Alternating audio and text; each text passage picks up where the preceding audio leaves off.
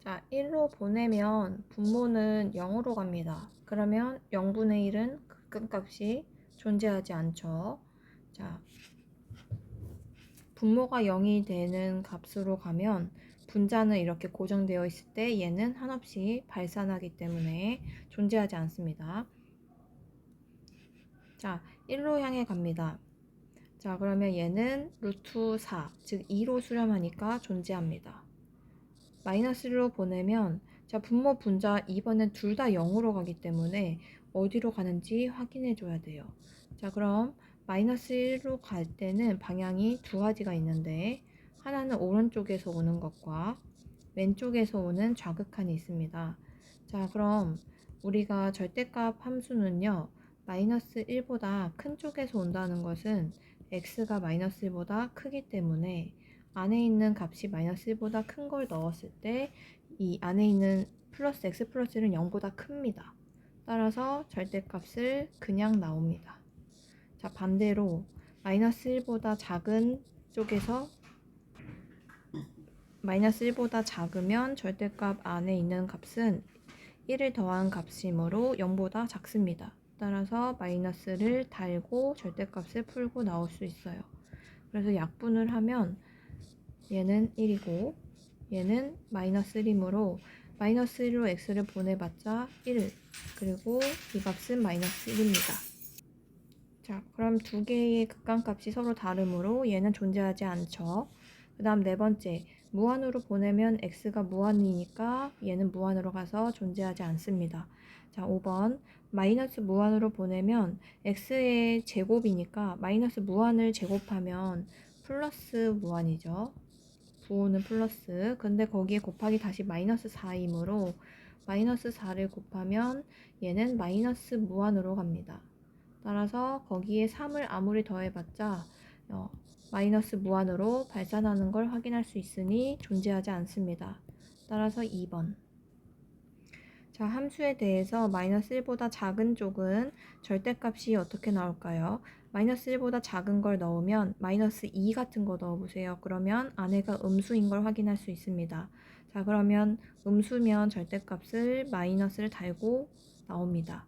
제곱 마이너스 1은 인수분해가 되니 인수분해를 해보면 자, 이렇게 약분이 되는 걸 확인할 수 있고요. 자, 이제 마이너스 1을 x에다가 보내면 자, 얘는 밑에는 분모는 마이너스 1, 마이너스 1을 여기다 넣으면 마이너스 2로 가니 왼쪽은 2로 수렴합니다. 자, 2. 그 다음 x를 마이너스 1보다 큰 쪽으로 보내면 자, fx의 함수식의 절대값 안에 있는 식은 마이너스 1보다 크니까 0 같은 거 넣어보세요. 그러면 플러스죠. 따라서 플러스는 그대로 나옵니다. 자, 따라서 역시 인수분해해서 약분하고 x의 마이너스 1을 다시 보내면 얘는 마이너스 2로 갑니다. 그래서 오른쪽의 극한값은 마이너스 2. 자, 두 개의 값을 빼면 정답은 4입니다. 자, 3번은 2에서의 극한값이 모두 2로 향하는 극한값이므로 함수의 극한에 대한 성질에 의하면 리밋 fx와 리밋 gx를 각각 분리시킬 수 있습니다. 자, 귀찮은 힘으로 선생님은 리밋 fx를 알파, 리밋 gx를 베타라고 하면 알파 더하기 베타가 5고 알파 곱하기 베타, 리밋 fx, 리밋 gx의 극한에 대한 성질에 의해 곱하기도 6이 되는 걸 확인할 수 있고요.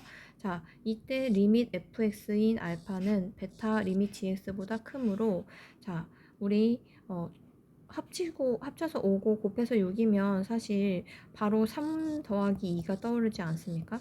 더해서 5고 합해서 곱해서 6이면 자, 그래서 알파를 3, 베타를 2라고 사실 바로 잡을 수도 있어요. 하지만 만약에 바로 보이지 않을 경우는 인수분해 연립을 해야죠. 따라서 베타 대신에 5-알파라는 식을 대입해서 알파에 대한 인수분해를 해도 좋습니다. 자, 그러면 알파 제곱 마이너스 5알파 플러스 6은 0이라는 이 인수분해를 통해서 알파의 값이 두 개를 똑같이 확인할 수 있어요. 근데 알파는 3이어야 되죠. 3이 알파가 베타보다 커야 하므로 알파가 3일 때 베타는 2, 베타가 3이 알파가 2일 때 베타는 3이지만 우리는 알파가 더 큰 값을 선택해야 합니다. 자, 그러면 다 끝났죠? 자, 우리가 원하는 극한값은 3 곱하기 리밋 gx니 리밋 gx는 지금 2라는 값을 썼어요. 그 다음에 빼기 5분의 자, x에 2를 다시 보내면 리밋 fx에 2를 곱한 것은 2 곱하기 리밋 fx가 3이라고 구했으니 곱하기 3을 넣고 자, 뒤에 x에다 2를 보내도 얘는 계속 플러스 1로 갑니다.